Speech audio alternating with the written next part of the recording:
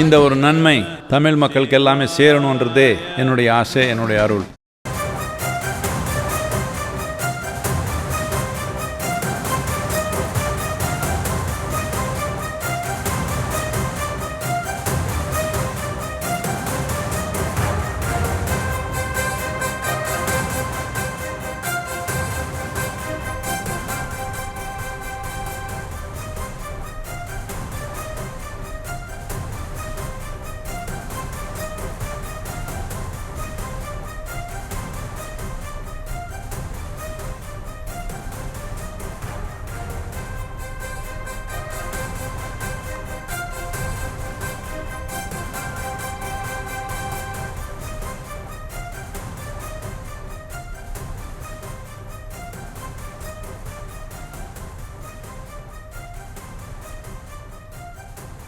அண்மை செய்தியை பார்த்துக் கொண்டிருக்கிறோம்.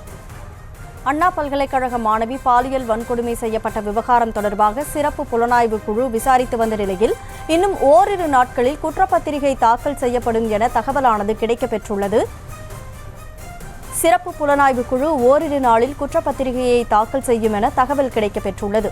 பல்கலைக்கழக மாணவி பாலியல் வழக்கில் கைதான ஞானசேகரனின் தார் ஜீப்பும் பறிமுதல் செய்யப்பட்டிருக்கக்கூடிய சூழலில் சர்வீஸ் சென்டரில் நிறுத்தி வைக்கப்பட்டிருந்த ஜீப்பையும் எஸ்ஐடி பறிமுதல் செய்திருந்தது.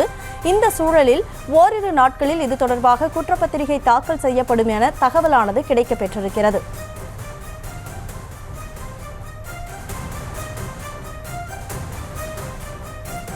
அண்ணா பல்கலைக்கழக மாணவி பாலியல் வழக்கில் கைதான ஞானசேகரனின் தார் ஜீப் பறிமுதல் செய்யப்பட்டிருக்கிறது. சர்வீஸ் சென்டரில் நிறுத்தி வைக்கப்பட்டிருந்த ஜீப்பை எஸ்ஐடி குழுவினர் பறிமுதல் செய்திருந்தார்கள். 7 இடங்களில் திருட்டில் ஈடுபட்டிருந்ததை ஞானசேகரன் ஒப்புக்கொண்டிருந்தார். இந்த நிலையில் இந்த சம்பவம் தொடர்பாக குற்றப்பத்திரிகையை ஓரிரு நாட்களில் தாக்கல் செய்யப்படும் என தகவலானது கிடைக்கப்பெற்றிருக்கிறது. அந்த அண்மை செய்தியை பார்த்துக் கொண்டிருக்கிறோம். இந்த ஒரு நன்மை தமிழ் மக்களுக்கு எல்லாமே சேரணுன்றதே என்னுடைய ஆசை, என்னுடைய அருள்.